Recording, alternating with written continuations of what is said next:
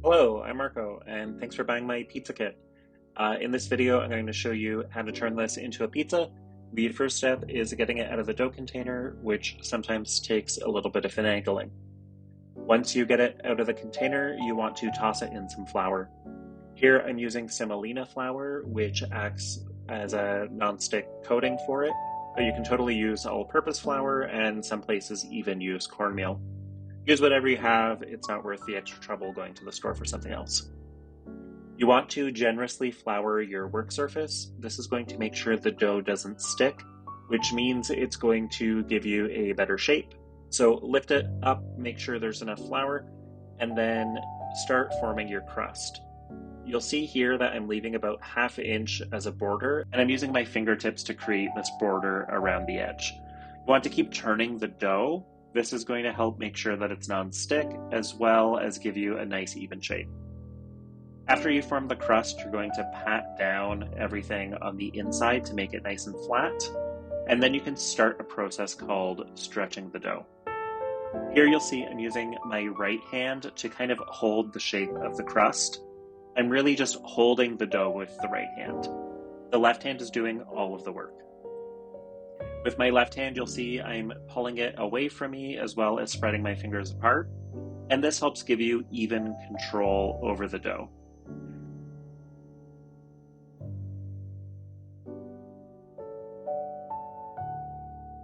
Once you get it larger, you can pick it up and start stretching it with your fists.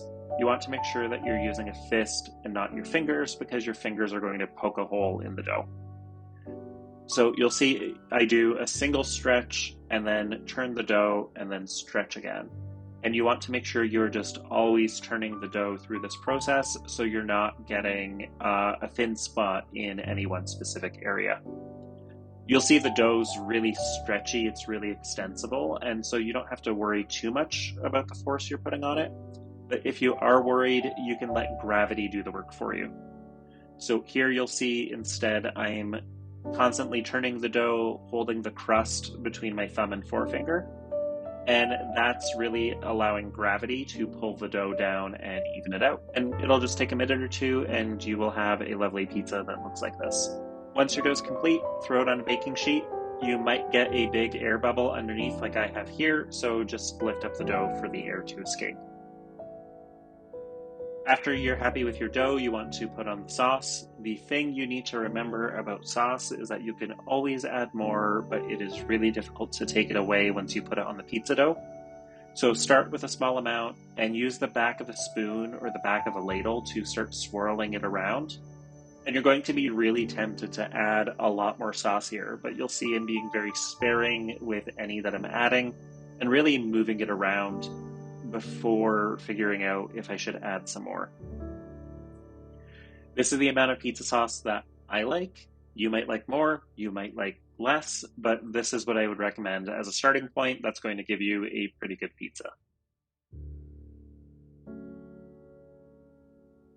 Next comes to putting on your toppings. Most people start putting toppings in the center of the pizza. You don't want to do that. Instead, you want to visualize what a slice of pizza is going to look like, and then start putting your toppings around the edge. So for example, if this pizza is being cut into 8 slices, you can easily see here how one of these big slices of hot sopressata will fit on each slice, and then anything you have left over can go in the middle.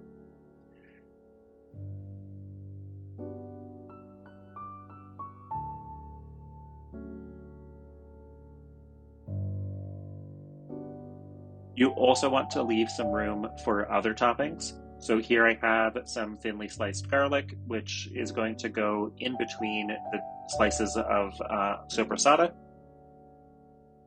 And this just adds a little bit of extra flavor. And again, you want to make sure you're getting one piece on every slice.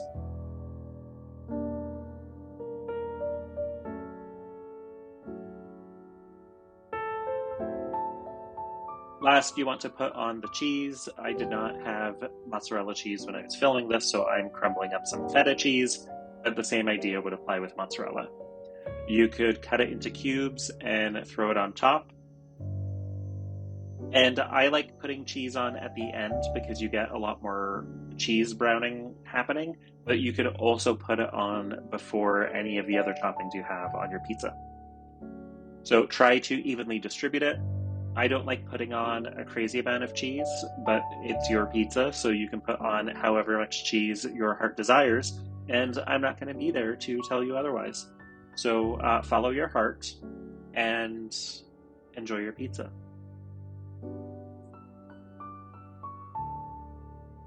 This is a very long section of crumbling cheese.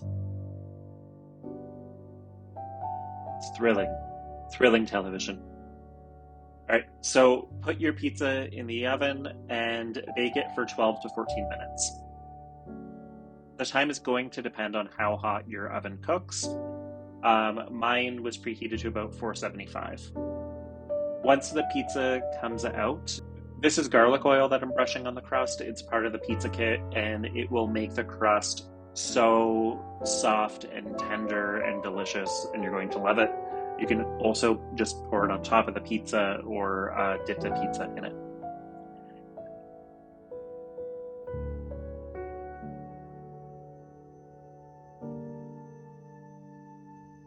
Lift your pizza out of the baking sheet and transfer it to a cutting board where you're going to cut it. Please do not cut it directly on the baking sheet. You will damage your pizza slicer and your baking sheet. And enjoy your pizza.